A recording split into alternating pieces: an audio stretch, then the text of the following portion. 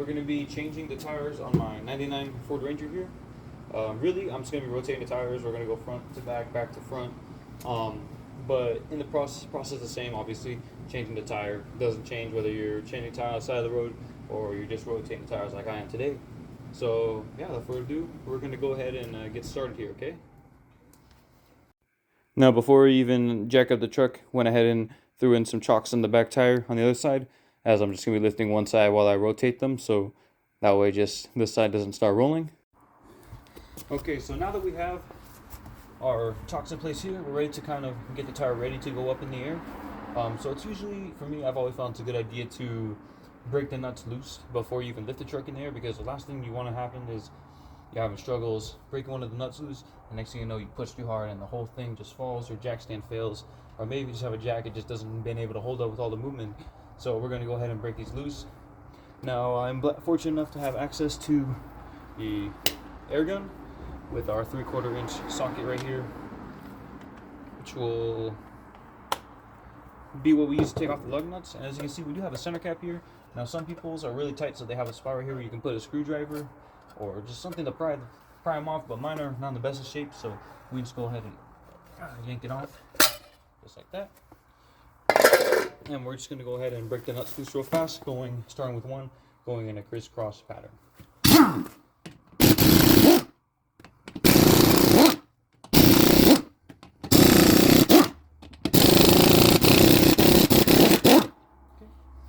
And just like that, I'm going to go ahead and do the back side before we jack up the truck.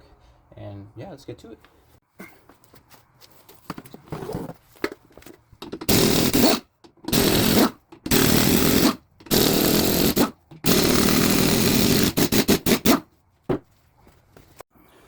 Now that we have our lug nuts broken loose, we're going to go ahead and jack up the truck. So I've seen a lot of people on these trucks specifically have gone across the lower control arms here, but in this case we're just going to go right on this side, more on this side of the cross members here. And yeah, whenever you're jacking up a car, you usually want to find a very solid part, probably preferably not on the body, usually on the frame. Certain cars do have spots where they have a designated spots where jack stands can go.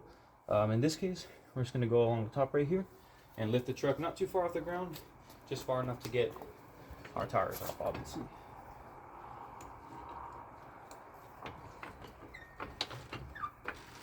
And it's always important whenever you're lifting the car to make sure that you are on a nice flat or almost flat surface.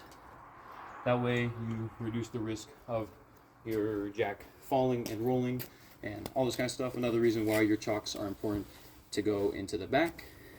So now that we have our truck jacked up, we're going to go ahead and use a jack stand just as an extra safety precaution, because the last thing that you want is while you're working on it, your jack failing and the whole car comes crashing down on you. So in this case, we're going to just have a nice little hard metal spot right here to be where a jack stand can easily fit. Just like that.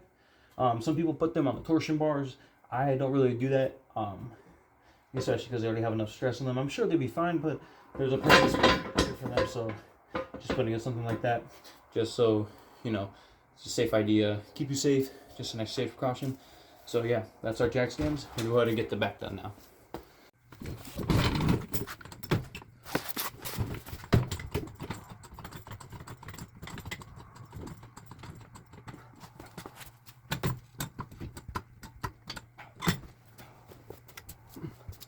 Just like that, our rear.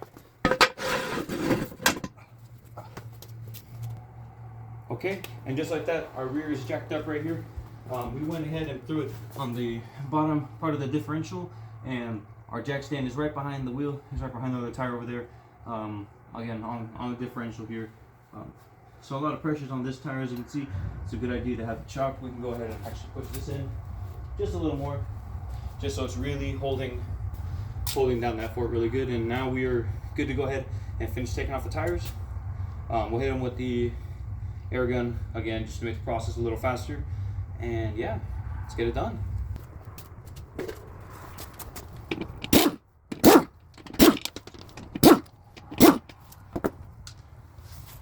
Always important not to lose your lug nuts.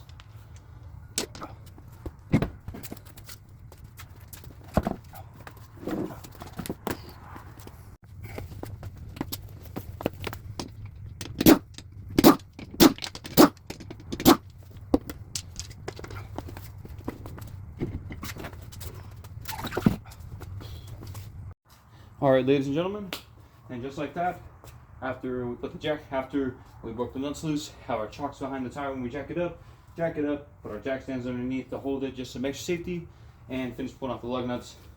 We have all both tires here. So this one came from our front, that one came from the back. So yeah, and the process of putting them all back on, exactly the same way. It's exactly the same thing. Only difference is obviously we're putting things back on rather than taking them off. So we're gonna go ahead and I'm gonna switch them. And I'm gonna throw them back on, turn it back off. We're gonna lower the front and lift up the other side in the front. And yeah, then we're gonna get the other side done and we'll be all set.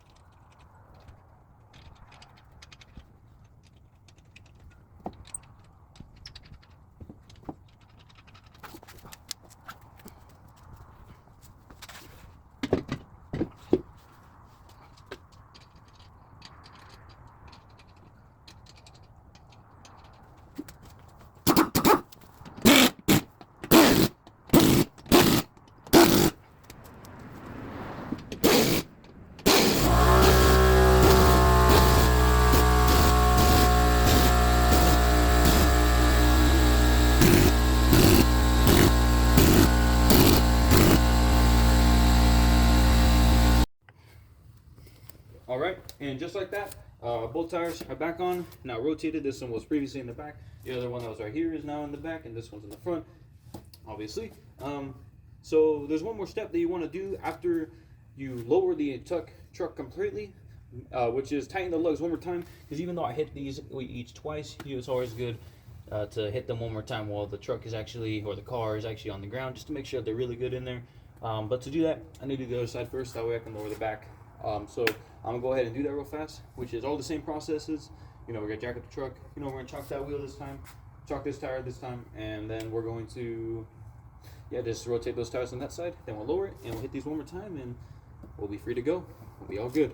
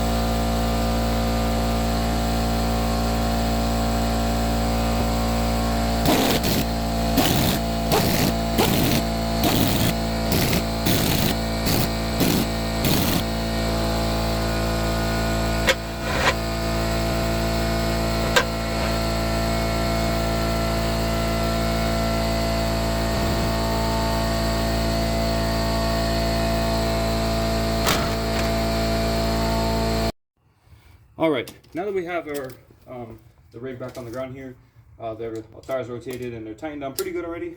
We're gonna go ahead and hit them one more time, but this time we'll be hitting them with a torque wrench here. Kind of a janky setup here, extra extendo, all that shit.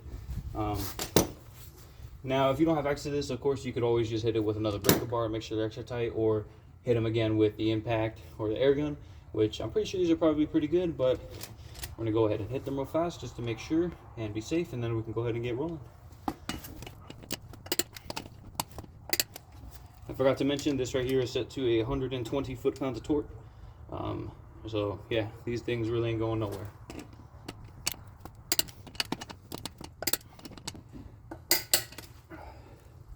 So I'm gonna go ahead and do the back right now, and then we'll throw the hubcaps back on. And I already did the other side, so after that we'll be good to go. Start her up and we're out of here.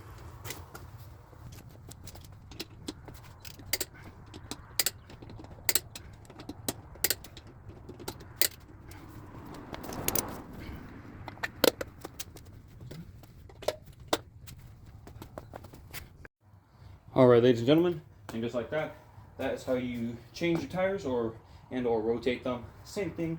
It's easy steps, you know. Obviously, first you got to pop the hubcaps, break your nuts loose.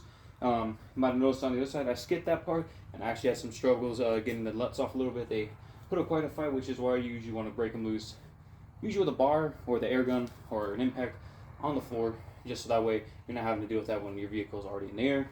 But yeah, once you get that done, go ahead and throw some chocks underneath the back tires to make sure that it doesn't start rolling back in case you're doing the front. Same with if you're jacking up the rear, go ahead and put them in front of the tires. You don't want to roll forward. Then, you know, jack it up. Throw jack stands underneath. Put them always on metal parts, solid metal parts. Mainly the frame if you can get to it. If not, the next best thing. And, you know, always avoid your bar lines. Never put the jack stands underneath there.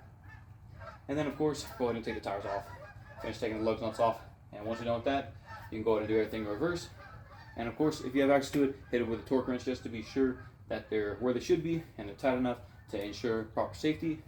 But other than that, thank you guys so much for watching. Thank you so much for your time. And that is how you change a tire in this case, specifically my 99 Ranger. Thank you very much.